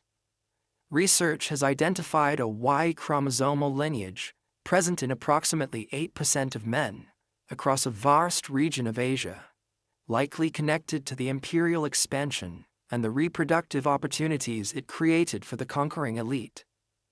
This means that today, an estimated 16 million men may carry genes directly descended from the imperial ruling clan, what researchers have called the Genghis Khan effect. Cultural and institutional legacies proved equally enduring. Russian political development was profoundly shaped by centuries of interaction with steppe powers. From governance practices to diplomatic protocols, Chinese administrative systems incorporated numerous innovations from the Yuan period. And across Central Asia, social structures still partly reflect the tribal reorganizations implemented under imperial rule. Even the geography of the modern world bears the imprint of this historical epoch. Many contemporary national borders in Central Asia approximately follow the divisions between imperial administrative units or successor khanates. The distribution of ethnic and linguistic groups across Eurasia still partly reflects population movements from this period. And the modern Mongolian nation, though occupying only a fraction of the original imperial territory, preserves cultural continuity with the homeland of Genghis Khan. Perhaps the most profound legacy lies in the realm of historical memory and national identity. For modern Mongolians, the imperial period represents a golden age of global significance, a source of national pride and identity in the contemporary world. Streets, airports, and businesses in Ulaanbaatar bear the name of Genghis Khan, and his image appears on everything from vodka bottles to hotels. In other regions, once under imperial rule, historical memory is more complex and often contested. In Russia, the historical relationship with the Golden Horde remains a sensitive topic, alternatively interpreted as a yoke that delayed Russian development, or as a formative influence that shaped Russian uniqueness. In China, official historiography has vacillated between viewing the Yuan dynasty as foreign oppressors or as legitimate rulers who contributed to Chinese historical development and territorial expansion. In Central Asia, the legacy is equally multifaceted. The region's modern nations trace complex lineages to this period. The very name, Kazakhstan, preserves memory of the Kipchak steppe peoples, who formed a major component of the Golden Horde. Yet these national histories must also grapple with the devastation wrought by the original conquests, creating narratives that acknowledge both destruction and the new synthesis that emerged from it. As the first light of dawn approaches in our narrative journey, we can reflect on the extraordinary historical arc we have traced. From the birth of a minor chieftain's son on the Mongolian steppe, to the creation of the largest contiguous land empire in human history, followed by its gradual transformation and ultimate disappearance. Few historical phenomena have so dramatically altered the course of human civilization, or left such diverse and enduring legacies across so vast a portion of the globe. The disappearance of the great steppe empire did not occur in a single cataclysmic event, but through a gradual process of adaptation, absorption, and transformation. The conquerors were gradually conquered, the rulers eventually ruled. Yet in this process, they permanently altered the societies they encountered, leaving an indelible mark on human history. As you drift into the deepest realms of sleep, imagine once more the endless horizons of the Mongolian plateau, where this remarkable story began.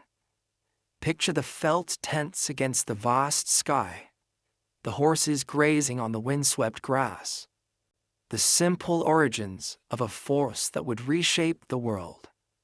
Consider how from such humble beginnings emerged an empire that, though politically extinct for centuries, continues to influence our world in countless subtle ways, from the genes we carry to the borders on our maps, from the languages we speak to the historical memories that shape national identities.